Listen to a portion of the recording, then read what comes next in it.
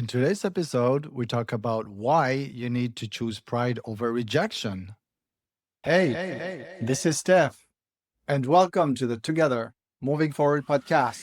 A podcast helping 2S LGBTQI plus people embrace self love and self respect so you can celebrate yourself with pride. Season 3. This is the second part of our two-part episode featuring today's guest. By the end of this episode, you'll walk away with a renewed sense of hope for self-love and self-respect, a reminder that acceptance always begins with courage, and the inspiration to turn pain into purpose.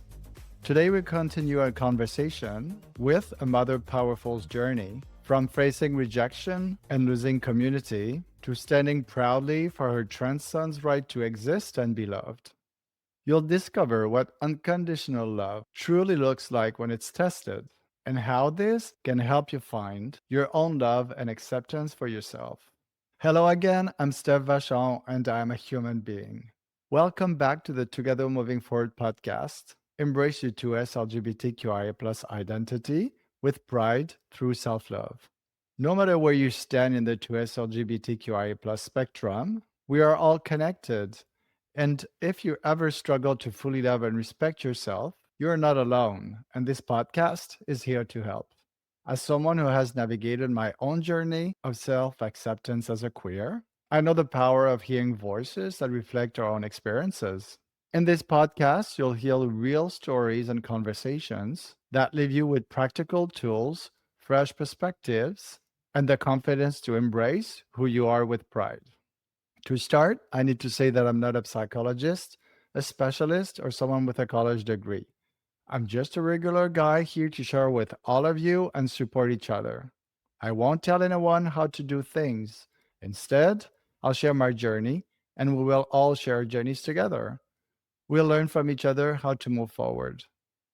Today, I'm so happy to welcome back Kim, a mother fighting for her trans son's future.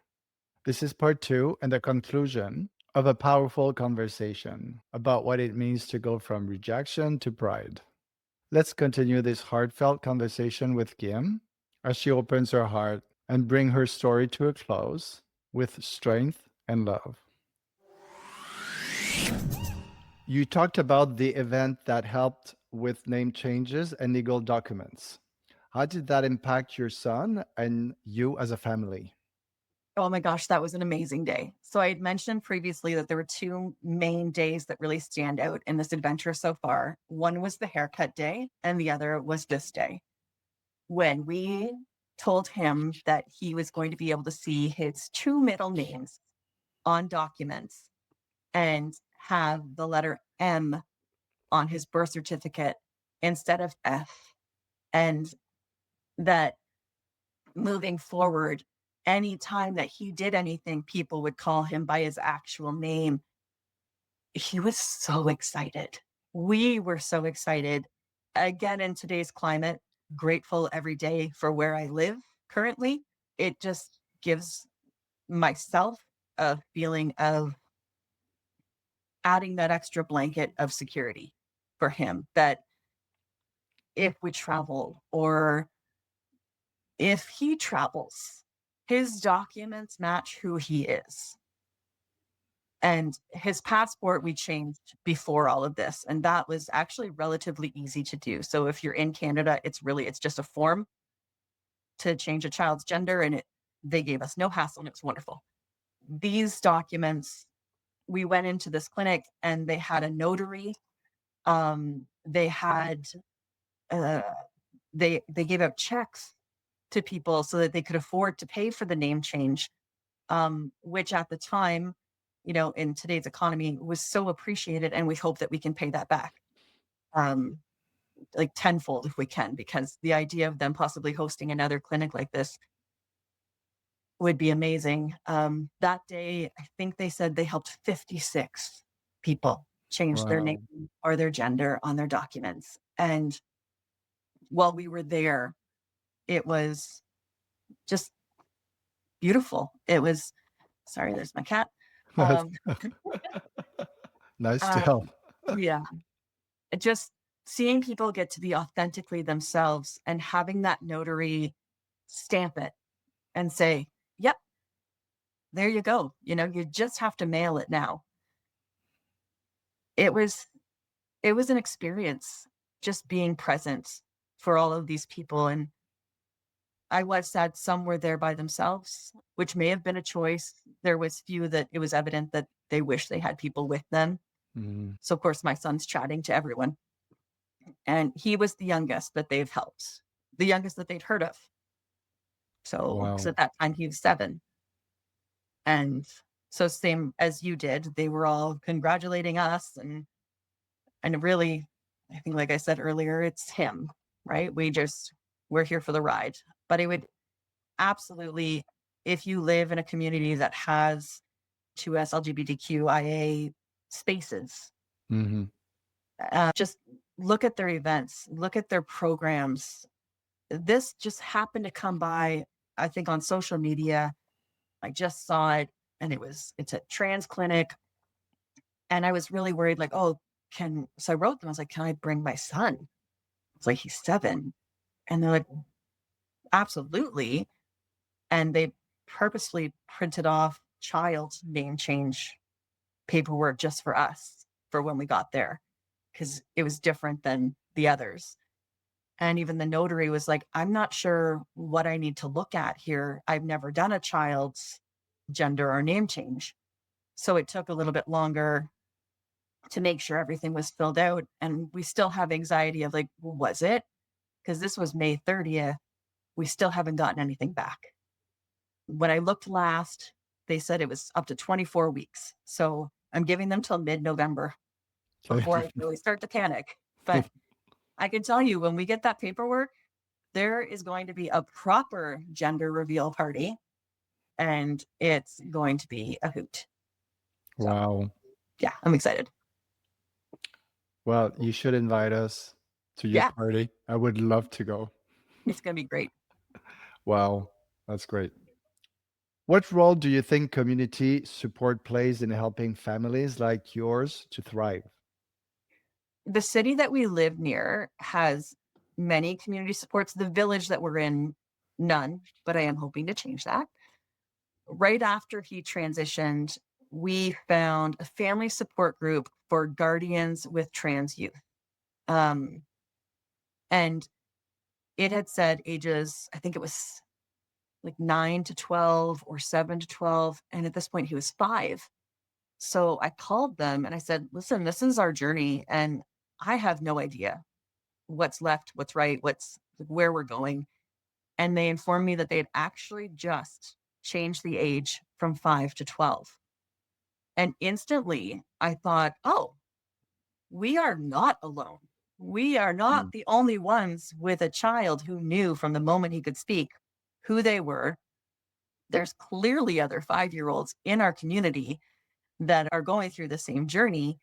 And it was such a welcoming reminder, although still in our community or anywhere, finding books, counselors that have experience for children this age is next to impossible. So I'm also working on that. I would really like to write a book about our journey in hopes that one day he's going to write about his.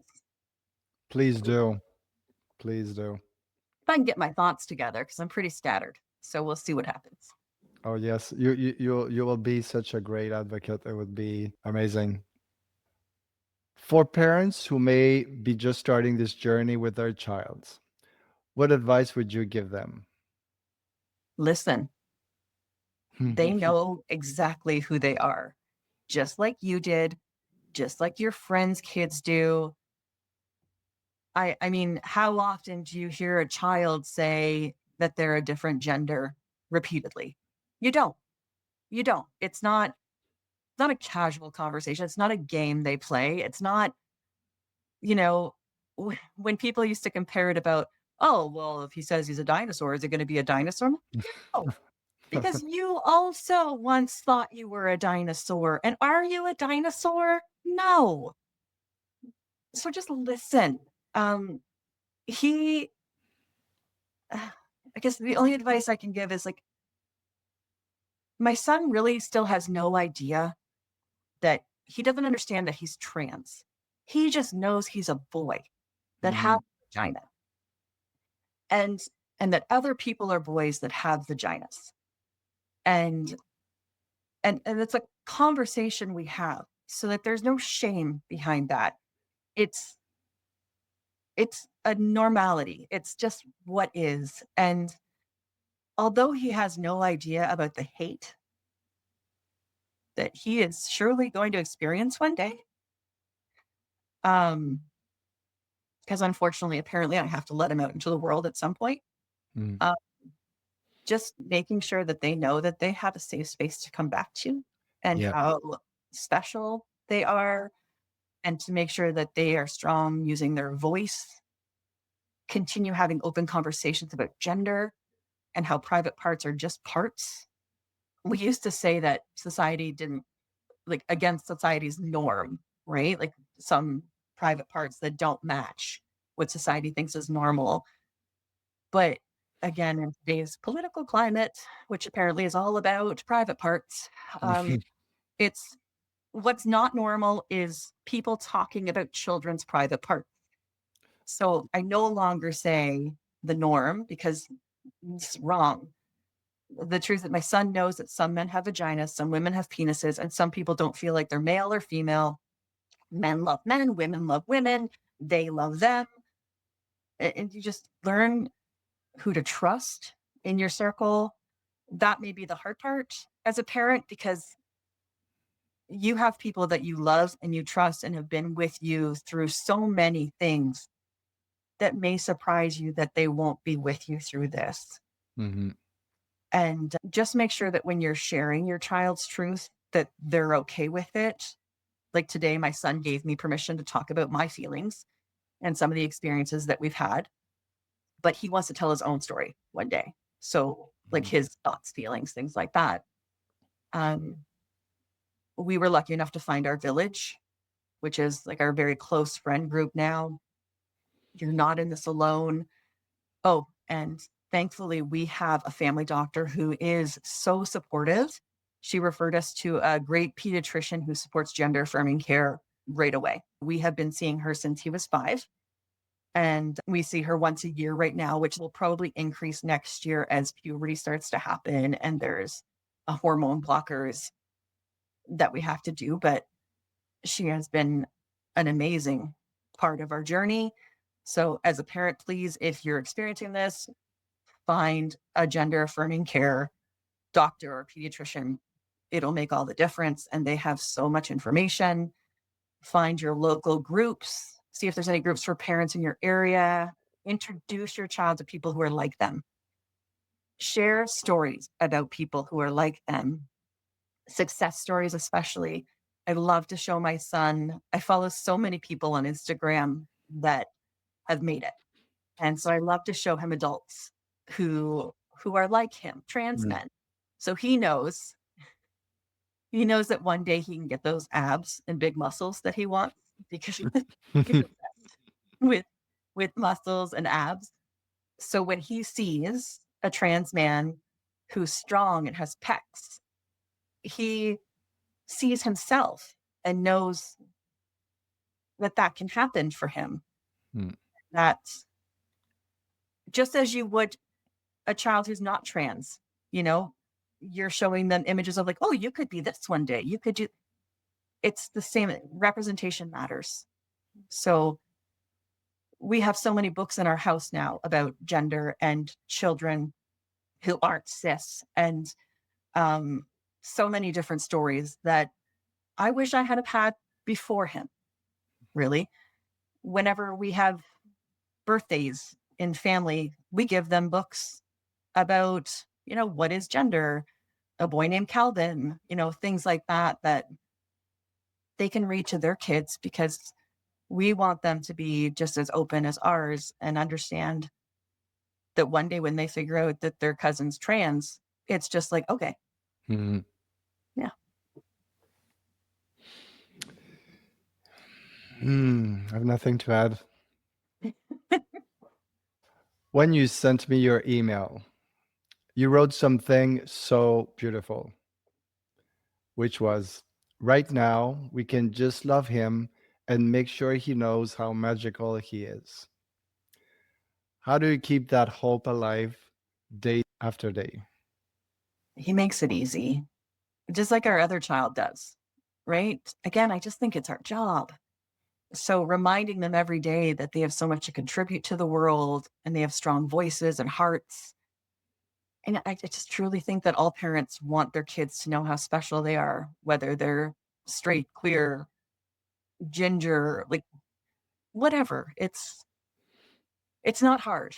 When I wrote that, I feel like I would still say that about him if he wasn't trans. Of course, I want my children to feel magical, regardless of, their gender or what they do. I want them to know that they can move mountains.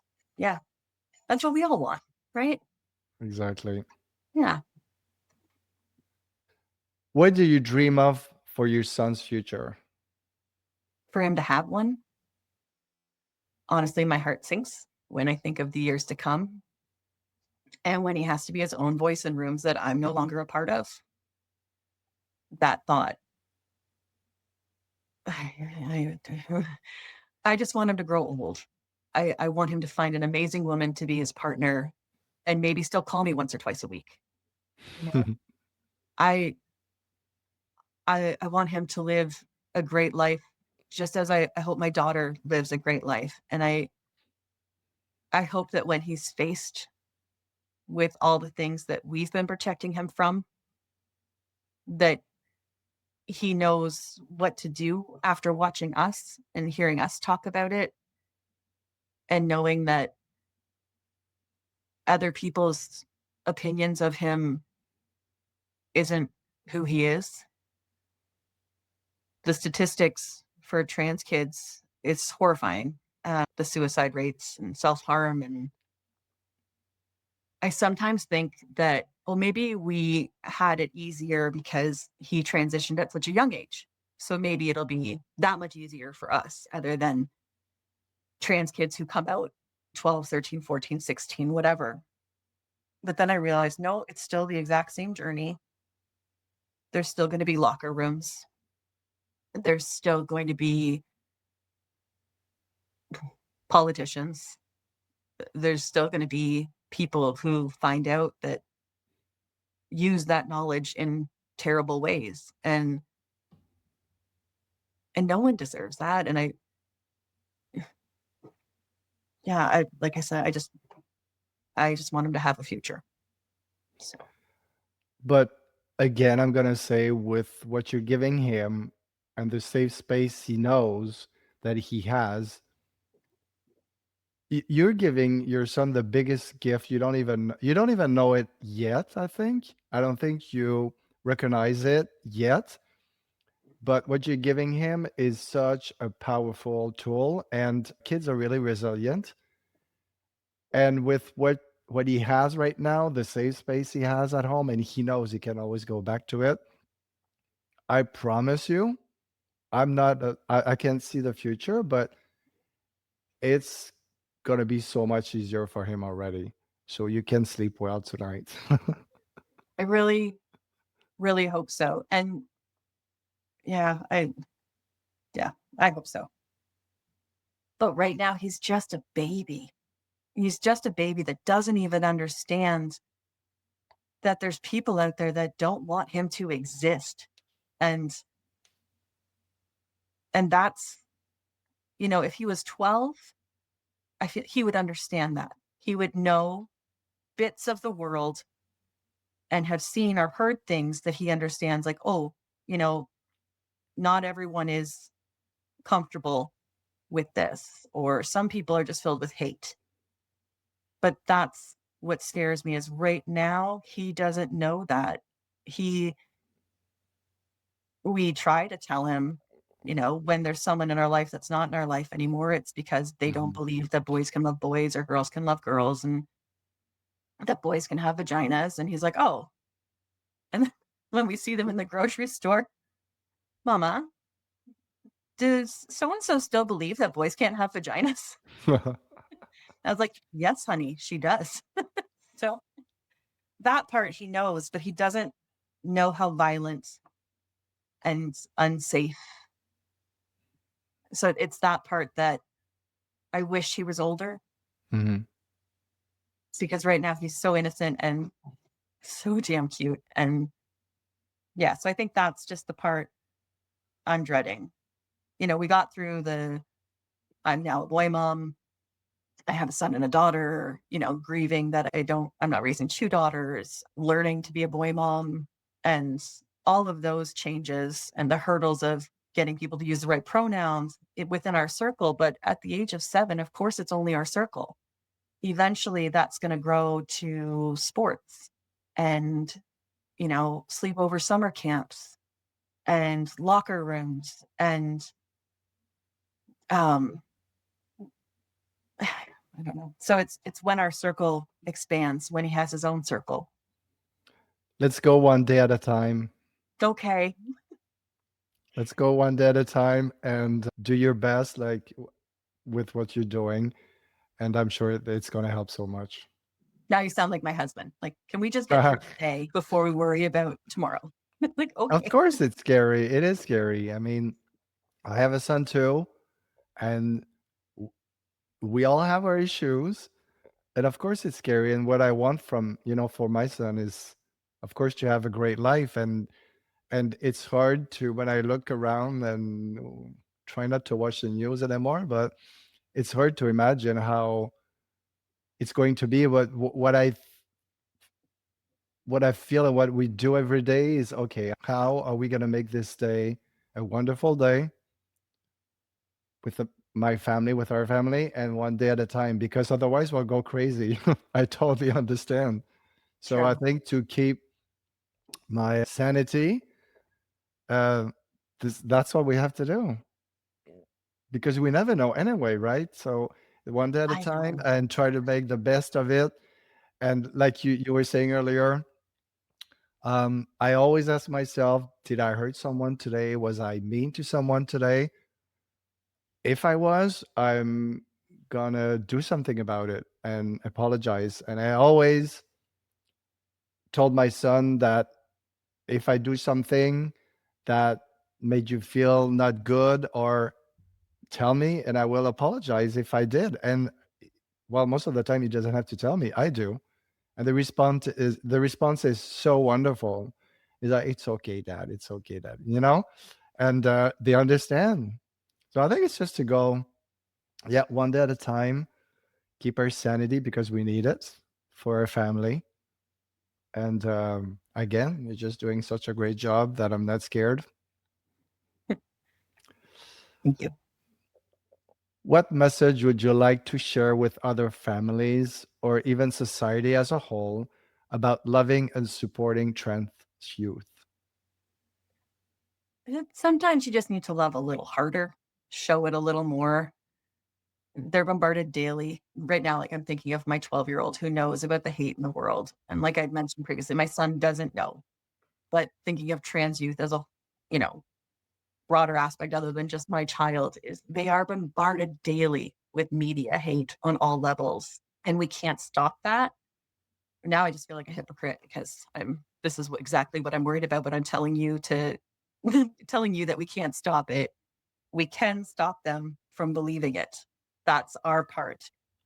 Have the conversations. They know who they are and they're your child. Whether he, she, they, that is your child. It's okay to be tired. It's okay to feel lost. Just make sure they always know that you're in this with them. And please, if you can't love them, send them to me. I will take them in. I, if you can't support, send them to me. I'll be there, Uncle. And then he will get in touch with me and I will house your child. Well, My husband's constantly worried that I'm going to just open the door. Which, which is funny because I always told him I wanted to foster teenagers. I used to work in a detention center with young offenders and then group homes. And I've seen so many different stories. And now that we have, I like to call them alphabet kids.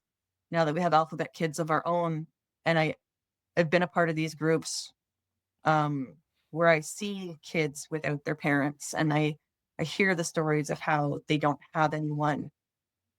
My husband's just waiting to come home Mm, one day, a few extra kids. And I know he'll be fine with it. I mean, he let me bring home 4 cats and a dog. So what's a few extra kids, right? That's mm. This is how we had our son. We were in Quebec. We have to be well. We decided, we made the choice that we wanted to have a child from here, so we had to be foster parents first for mhm. many years, and we went through the whole adoption process. But yeah, this was the biggest gift, I think. So if I wouldn't be if I would be younger, I think we would have many more. And yeah, I understand what you're saying. Yeah. Well, thank you for going through the foster program. I'm so glad that he got you guys. Yeah, there's just not enough. There's not enough people out there that will foster, and so thank you for doing that. Oh, that is still today the best amazing journey of my whole life. No Aw. doubt. Yeah. You mentioned that listening to stories on this podcast has given you hope. What does it mean to you personally to share your story here today? That maybe someone will hear this and understand that yes, your life is going to change. It may be harder. It may have some additional obstacles, but you got this. Day by day, as Steph said. Just continue to educate yourself, those around you, be a voice. I want to thank you for letting me use my voice. I sometimes feel silenced depending where I am. Um, I'm grateful to have friends that never tire of me talking about it when I need to talk about it. And because it is something that needs to be talked about. Mhm. And, you know, just having an outlet for someone to hear my story about him, hopefully one day his story, right? And just watching the other people that you've had on your podcast, letting them be voices, and for me to see other aspects of the community, right? It's Mhm. very sheltered for me, just focusing on, I have the queer daughter and trans son, and just learning how to help them figure all of that out and accept that. And I'm hoping that might be being here today helps other parents, or if a teenager happens to come across this, to know, you're absolutely beautiful and wonderful. Thank you for letting me be a voice. This is, well, no, first, no, thank you. I want to thank you. Um, you're the exact reason why I'm doing this podcast. I was forced to shut up for way too long. I grew up hiding, not having anybody to discover that who I was more than okay. Mhm. And so now I have to not scream it, but I have to use my voice. It's healing me. You're helping me heal today. You're going to help a lot of people. And I know in the future, I'm sure you're going to help even many more people. Oh, And you're not alone. We are all in this together.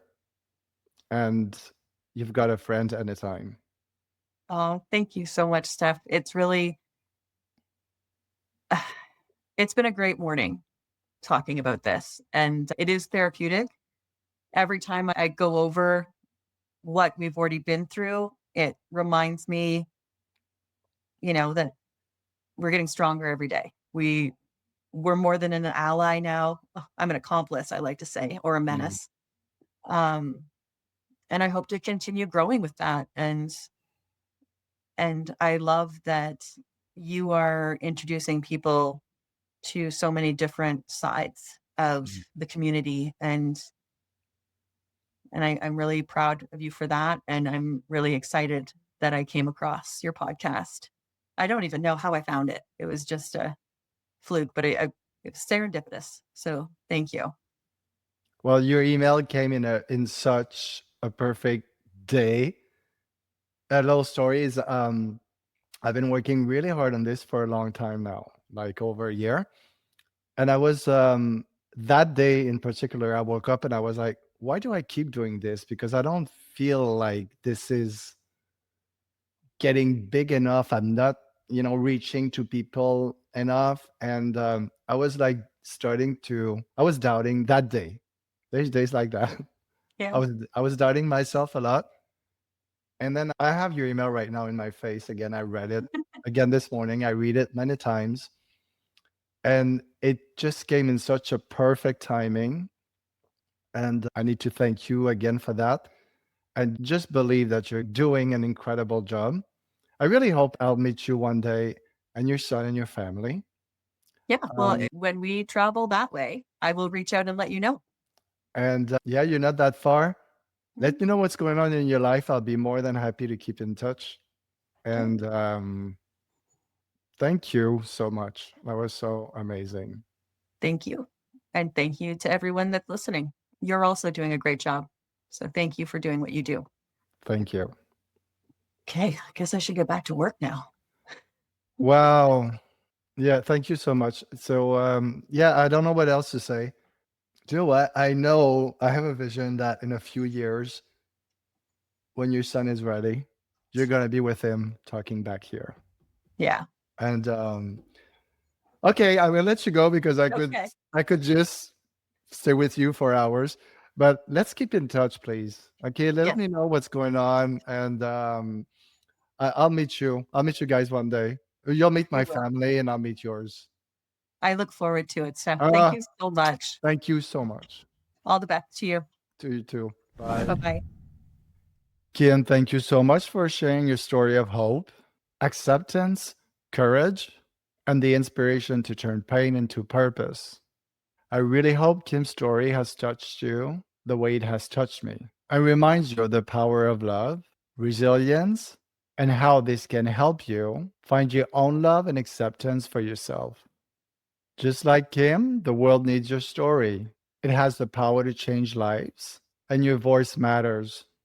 I'm always looking for inspiring guests for the podcast, and I'd love to have you or someone you know share your journey with pride. Please reach out and send me an email today. It's already time to say au revoir just for now.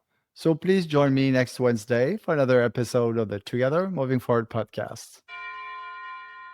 If you enjoyed this episode, please be sure to subscribe so you never miss an episode on how to love and respect yourself.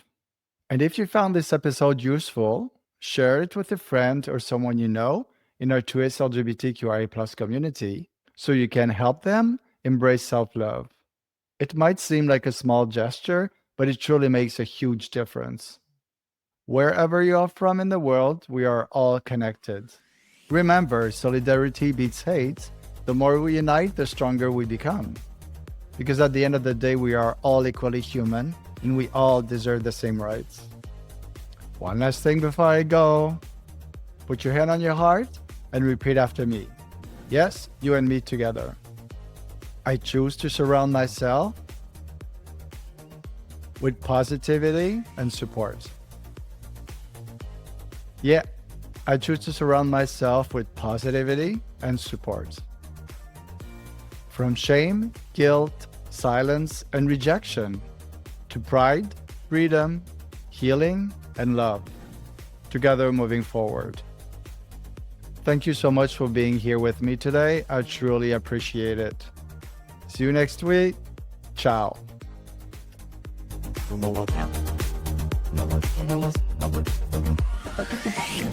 Subscribe now and share to uplift, empower, and make a real difference in our community.